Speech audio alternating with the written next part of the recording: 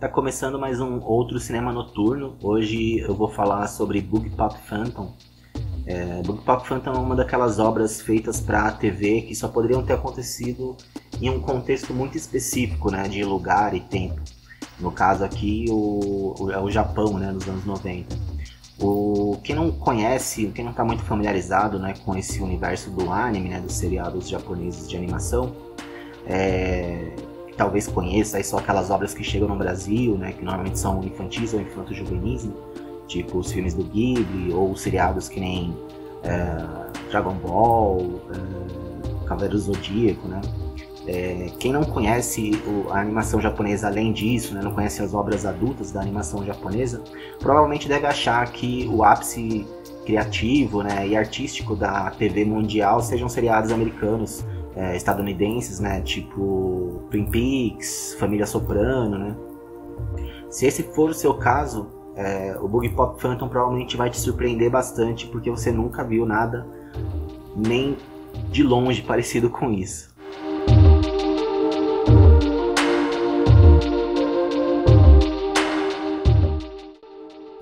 Sejam bem-vindos de volta. Esse é o segundo episódio do Outro Cinema Noturno, que é um programa, né, que eu tô criando aí para falar de obras que eu gosto bastante, obras mais atmosféricas, né, obras sombrias, coisas para você ver à noite, assim, que é bem legal, você vê antes de dormir. Aqui no caso, o Boogie Pop Phantom, esse seriado japonês, ele faz parte ali daquele breve momento da animação japonesa televisiva que era totalmente fora dos padrões, né, do que é um produto feito para TV, que normalmente tem uma margem de segurança aí, né, muito estreita, né, raramente se arrisca muito além disso, né. E aqui nesse caso, aqui nesse contexto, né, a gente tinha um momento ali da animação japonesa em que haviam algumas obras que estavam experimentando muito, né. Começou ali mais ou menos com o Neon Genesis Evangelion, que inclusive está na Netflix, eu recomendo bastante. Depois vem Serial Experiments Lain, e o Boogie Pop Phantom está mais ou menos inserido dentro desse contexto. A série ela tem 12 episódios, foi ao ar na TV japonesa nos anos 2000, e ela tem um tom bastante sombrio, surreal, e inclusive depressivo. Daqui a pouco eu vou falar um pouco mais sobre essa questão da depressão. Com certeza totalmente diferente aí de tudo que você tenha visto, se você não viu o Boogie Pop Phantom ou alguma dessas obras que eu citei anteriormente. A história se passa num cenário urbano, é uma cidade que não é nomeada, né, enquanto você vê ali, a gente não sabe se é Tóquio, qual lugar que poderia ser, mas é um centro urbano, né?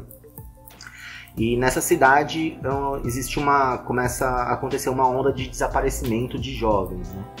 E aí os moradores da região, eles se lembram de um caso que aconteceu 5 anos atrás, que foi uma série de assassinatos também de jovens, né, que nunca foi solucionada. Então, 5 anos antes do momento que a gente está acompanhando a série, houve uma onda de crimes, né, de assassinatos, que eles pararam do nada, e até hoje a polícia não sabe quem é o culpado, né? E essa onda de assassinatos, ela gerou uma lenda urbana, que no caso é esse Boogie Pop, né? O fantasma Boogie Pop, né? Phantom.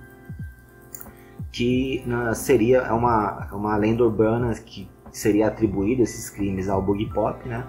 E que ele seria assim, como se fosse uma encarnação da morte, né? E aí, obviamente, quando começa a acontecer, né, no momento de estar acompanhando a série, começa a acontecer esses desaparecimentos, a população já traz de volta essa história do Boogie Pop, tipo, o Boogie Pop, o fantasma Boogie Pop está de volta.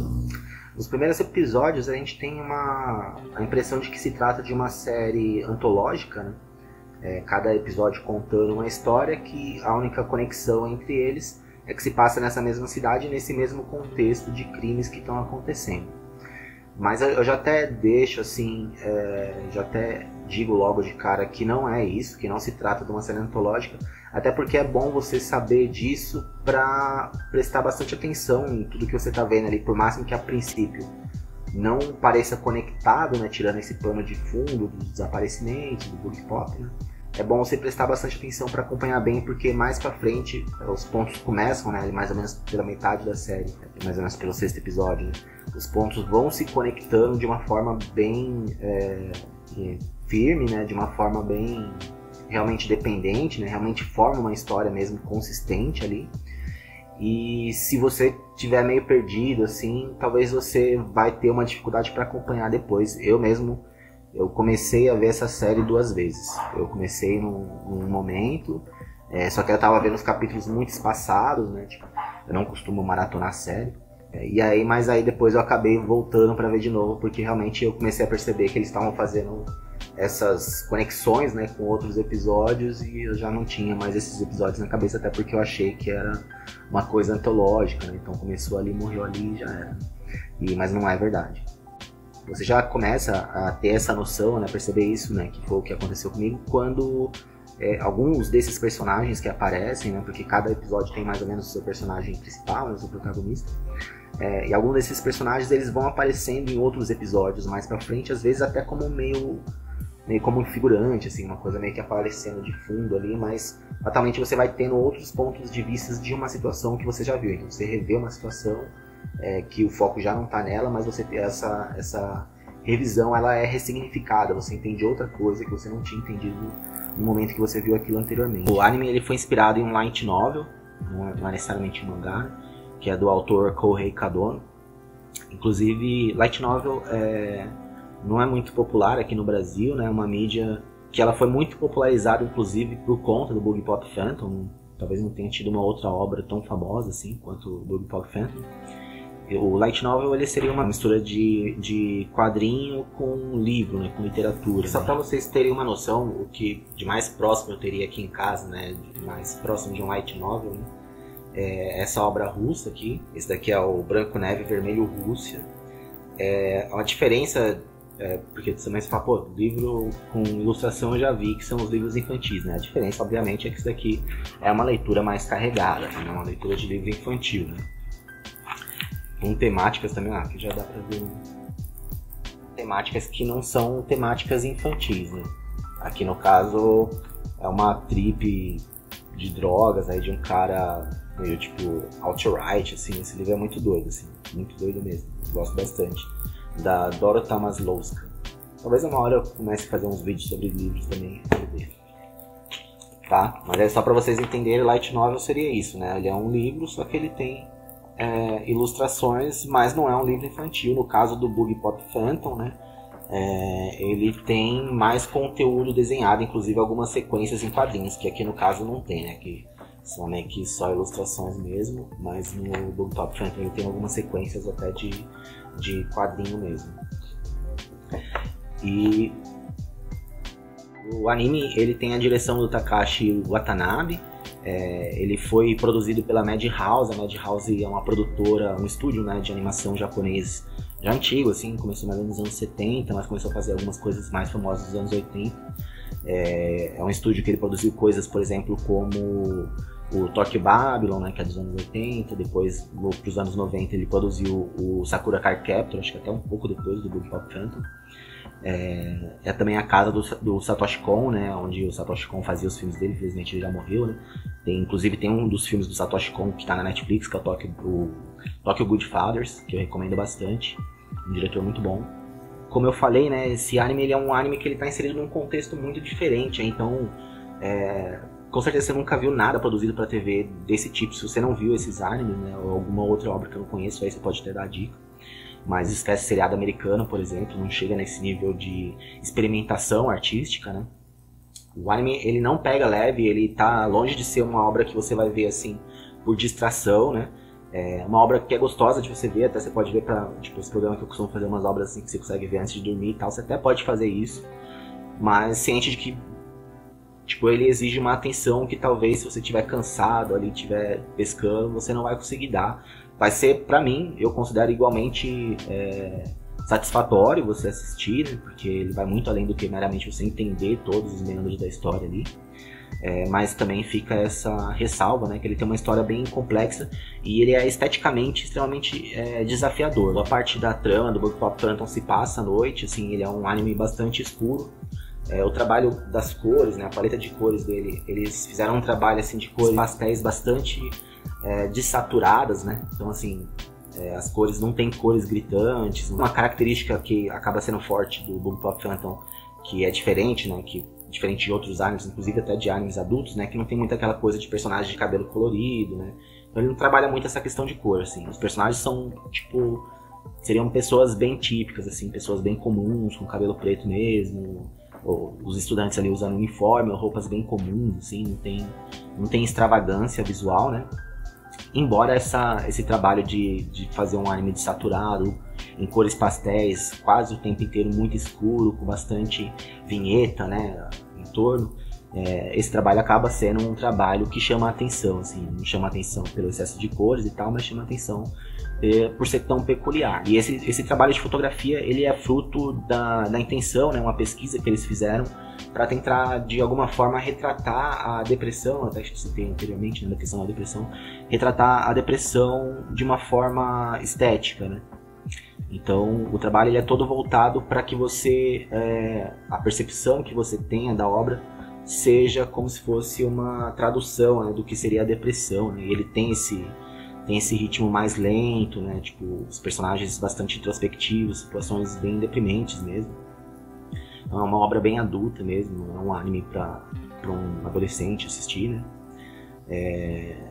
Assim, esse trabalho de fotografia é o único paralelo que eu conseguiria dar aqui para vocês tentarem imaginarem, se vocês já tiverem assistido, né?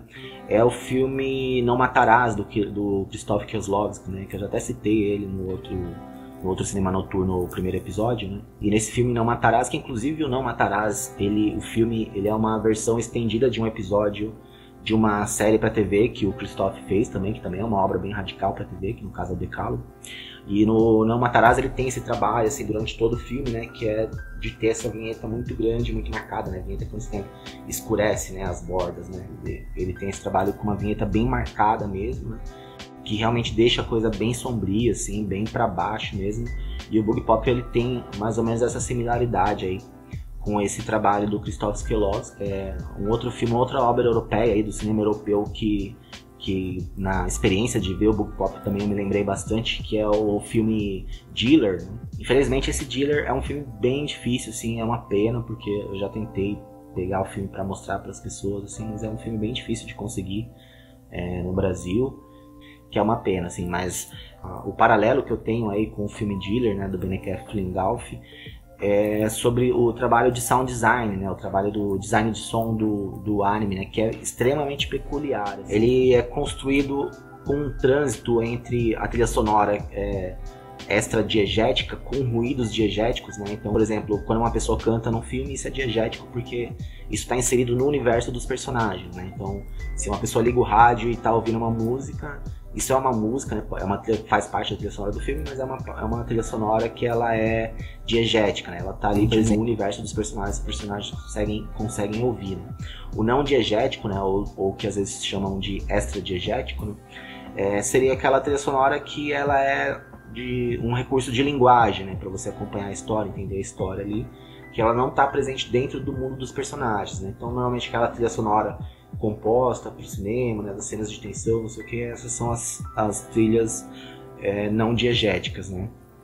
E o Bug Pop Phantom, assim como o Dealer, né, ele tem um trabalho com um trânsito entre o que é diegético e não diegético que desestabiliza um pouco a sua percepção, né, dos sons, você fica meio sem perspectiva ali do que está acontecendo, né? Então acontecem momentos em que você não sabe se você está ouvindo a trilha ou se o que você está ouvindo é uma coisa dentro da história, né? E ao mesmo tempo vai existir um trânsito, então às vezes vai ser a trilha, às vezes vai ser dentro da história, e isso se mistura, assim. Então às vezes um ruído que começa na história se transforma em trilha, ou um ruído que você está ouvindo ali como uma trilha, ele aparece na história, é um trabalho de sound design realmente muito impressionante, e ele vai até mais longe, até mais ousado do que o filme Dealer, né, do Beneketh, porque ele abrange os elementos diegéticos, né, da obra, né? Então desde dos sons urbanos, né, de carro, da cidade, até de diálogos dos personagens, né, até de fala dos personagens, eles ganham um tratamento sonoro, né, similar a esse outro tratamento sonoro que é dado para a trilha sonora, né, que ele vai muito além de meramente mostrar meramente um tratamento realista, né, de de som, que é o que acontece com 99,99% das obras do audiovisual, seja filme ou séries. Normalmente o tratamento do áudio, né, ele é um tratamento que busca mais uma coisa de realidade. Então, se a pessoa está falando, é a pessoa falando mesmo. Se tiver um eco é porque no ambiente tem um eco, né, e tal. E no Bug Pop Phantom não, às vezes tipo a voz fica distorcida, tem uns ecos estranhos. Meu, é muito bizarro, assim, é realmente uma coisa diferente, assim, nesse aspecto de sound design. É realmente uma obra que tem muito destaque de qualquer outra obra que você vai ter visto. Os 12 episódios, né, que formam aí essa temporada do Bug Pop Phantom de 2000, né, que foi ao ar no ano 2000, né, eles são uma história fechada. Então você tem do primeiro episódio até o 12º episódio, ele vai contar ali um arco totalmente fechado de história, você pode assistir ele tranquilo, sem problema. Mas mais recentemente foi lançado a segunda temporada, né? Mas foi muitos anos depois, assim, que foi lançada a segunda temporada. No caso eu não vi, né? Então, mas a crítica recebeu tão bem quanto recebeu o original, Bug Pop Phantom.